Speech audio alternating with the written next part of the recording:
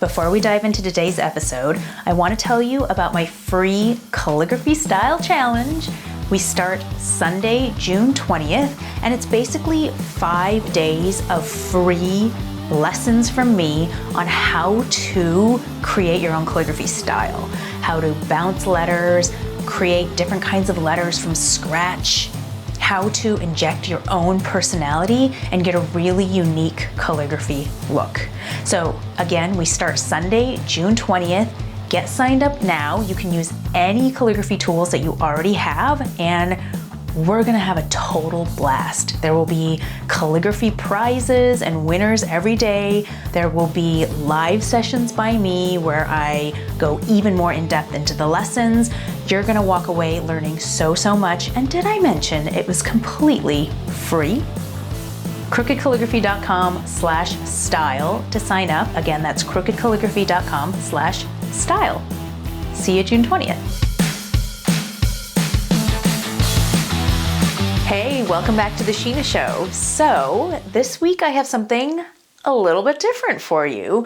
I am going to play for you some snippets from the live sessions that I do when I run my calligraphy style challenge. So you guessed it, it is open for registration right now. It's my free 5-day challenge where I give you a really insightful bite-sized lesson each day that you can do a fun assignment with.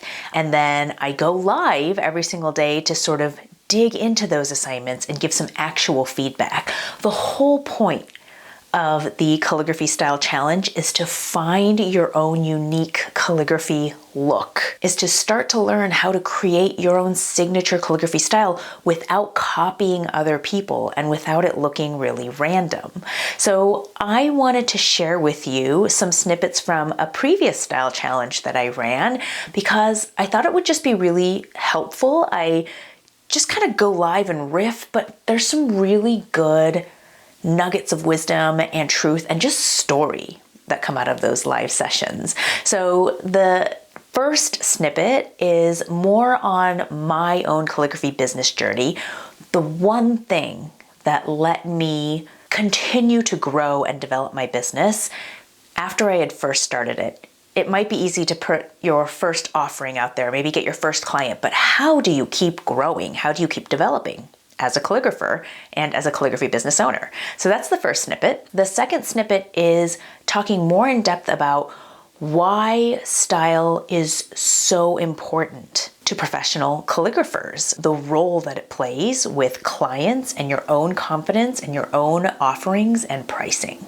And the third snippet is not so much about business, but more about how I have been able to keep calligraphy fun and inspiring for me. This is probably the most important snippet out of all of them because without this, I would have given up on calligraphy a long time ago. So I'm going to share those 3 snippets with you. If you are interested, these are live videos. So I also have a video version of this on my YouTube channel.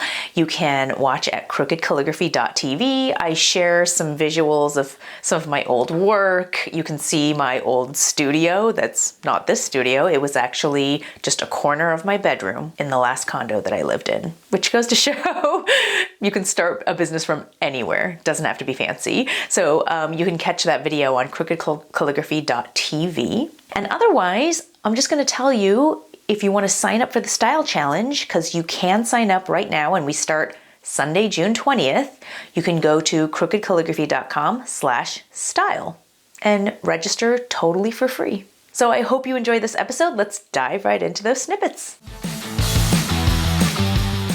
Personal story portion of today, I'm just going to introduce myself because I'm sure a lot of you guys know me in here, but for those that don't, I would love to give you a little bit of background on me and why I'm doing this and, why I teach the way that I teach. So my name is Shinah and Crooked Calligraphy is my company. I've had this for over 4 years now, but I was not always a calligrapher and I was not always an artist. And I did not think that I was always creative because before I was a calligrapher, I was a corporate securities lawyer, Ooh, I should have had you guys guess. Oh well, I spoiled it.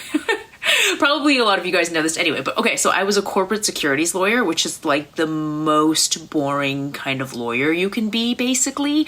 I was reading like 500-page documents, legal, lease, just like fine print that was getting filed with the Securities and Exchange Commission. It was exciting stuff. So I was in law for almost a decade, between studying for the LSATs, going to law school, working in a top international corporate law firm for 6 years.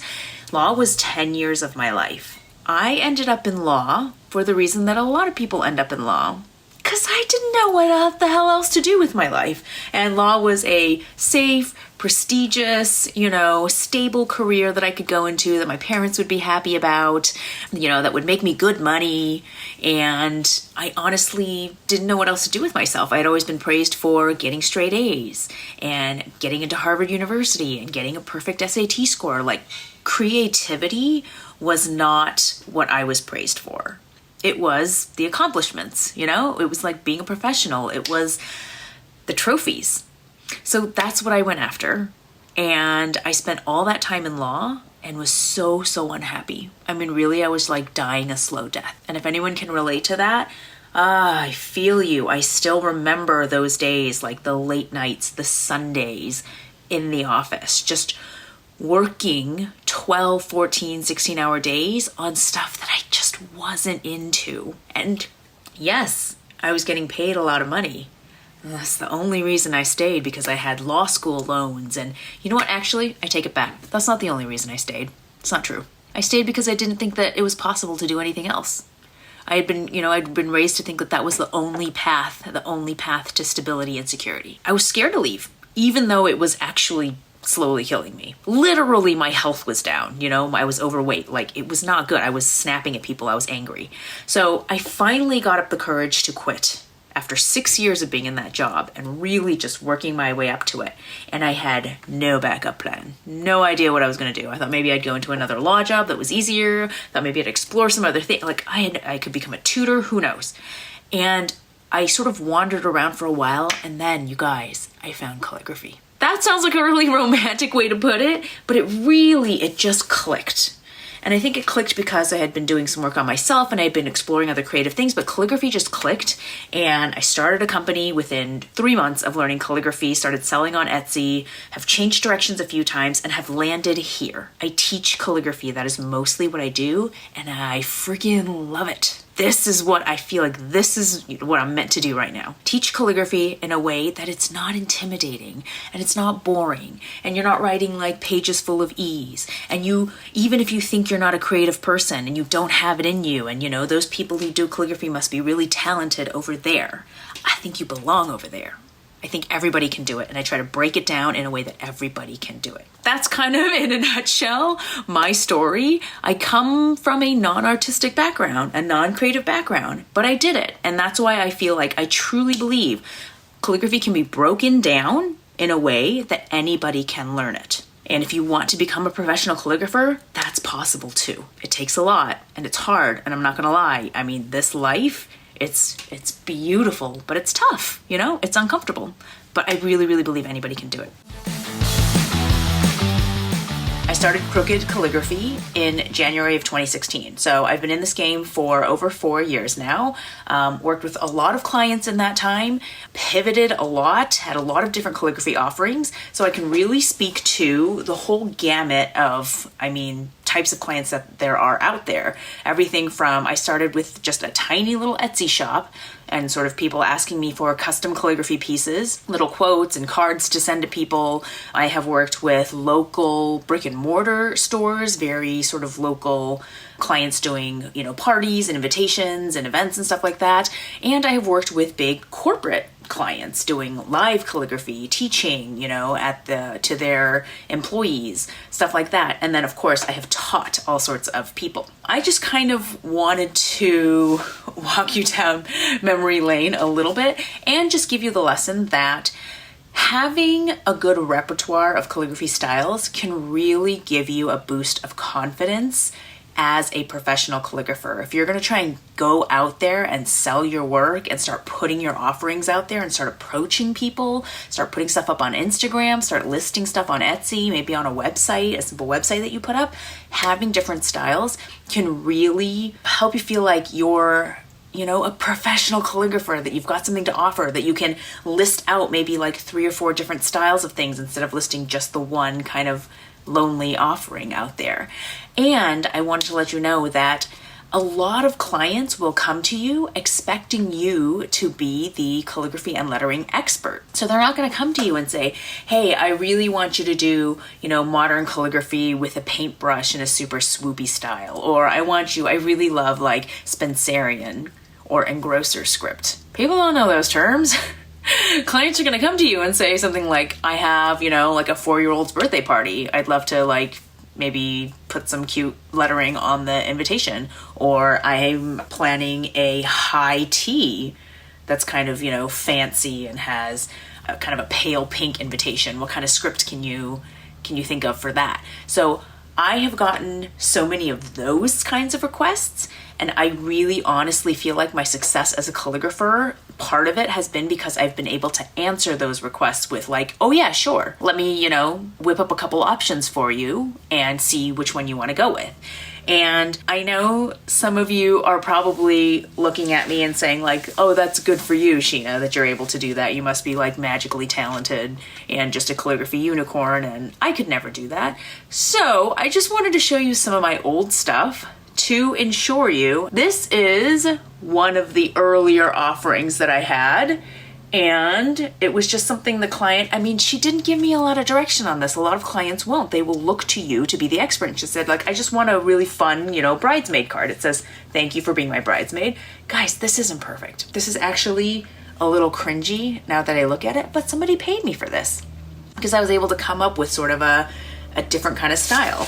I had one early client ask me to design just a little flyer for like an outdoor fair she was going to be doing. So I came up with some, pretty different looking styles for her to choose from. I realize this looks like totally backwards writing here, but this is the kind of stuff, okay? This is just super cringy, but again, another client wanted something a little more formal, because this event, this is on like a beige envelope, like with burgundy writing on it. The client wanted a particular feel. So even from early on, okay, and I'm not saying you have to be perfect with your style, but from early on, I was able to understand sort of what elements go into style and create things accordingly that had the feel that my clients were looking for. And then once I was able to present like a couple options, they'd be like, oh wow, she really is an expert and a professional, and like she's probably gonna do a really good job for me. Okay. And that stuff eventually led to eventually I was able to make, a little bit more refined offerings. And, when I offered envelopes, I was able to put on my website a bunch of different style options that people could choose from. And they're very different from each other, okay? And really, probably the vast majority of clients chose like the classic offering or maybe the slightly more flourished one, okay? So to be honest, most people did not choose the, super quirky, fanciful, whimsical, or the very swoopy. Like a lot of people stuck to the classics, but went to my website and there was this nice, beautiful grid of like envelope style options that I had available. And it just made me feel like I had more to offer.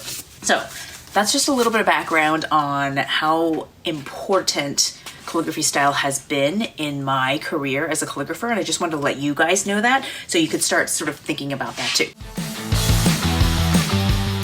Today I'm going to focus on the fact that, guys, if I couldn't do expressive styling and just keep pushing the envelope and keep learning new ways to do this, I probably wouldn't still be doing calligraphy. So raise your hand in the comments if you are like me, where just you can't do the same old thing over and over and over again. This is exactly why I'm drawn to modern calligraphy. Modern calligraphy, it's just endless. it's so, so cool seeing how people are pushing it, you know, like discovering a new Instagrammer and being like, oh my God, I never thought of bouncing letters that way. I mean, it's just really, really cool to be able to match the lettering, you know, to express what you want. And doubly so when you can match the lettering to express the words that you're writing, right? That's like where the real magic is. So I don't know about you, I have tried learning copperplate calligraphy so many times. I fail every single time. So that's something, if you are thinking because you can't do copperplate calligraphy or you tried that and it just wasn't for you, that calligraphy is not for you, that is not true. Copperplate calligraphy, Spencerian, all the more engrosser scripts, all the more sort of traditional scripts, you gotta be a little more precise, right? You gotta do those oval drills and writing, you know, pages of ease, because that actually does matter when you have such a consistent script. It takes a while, right, to get that into your muscle memory and get that like nice and regular and beautiful. And like, holy cow, I mean, copperplate script is beautiful. Like Young Hae from Logos Calligraphy, Suzanne Cunningham, they are like total freaking rock stars, and I so admired what they do. I can't do it. That's why modern is my jam. It's just, it's a little more forgiving. You can, you know, do things in a slightly inconsistent way. It's okay if your ovals aren't perfect every single time. Like, you can kind of play with that, and I think still have something absolutely beautiful. So I just wanted to I know this is going to be backwards, but doing stuff like this, just figuring out how to mix, you know, different kinds of texts with calligraphy, like writing in a wave with like I don't know if you can tell, but this is an ombre. So I used sort of one color of gouache and then kind of slowly worked over into another color of gouache. That was fun. Splatter effects. I mean, using different types of letters, more round than usual, right? This one looks totally different. This is my jam. This is why I've been doing calligraphy for over 4 years and probably will do it for the rest of my life, or until I can't anymore, because there's just always more. So I really, really encourage you to keep going with calligraphy style and to find a way to make it fun and doable and not frustrating, because I know it can feel very overwhelming and just like you're not getting anywhere and that you're like trying things and it's just not going to work out for you. Keep going. Use what you've learned in the style challenge. Join Modern Calligraphy 201 if that feels like a good fit for you. Find some way to continue to make this fun. Otherwise, you're not going to stick with it, right? And sticking with it is the number one thing that gets you good. The number one thing. It's not any kind of technique or worksheets or mentorship or whatever. It's actually just picking up the pen, right?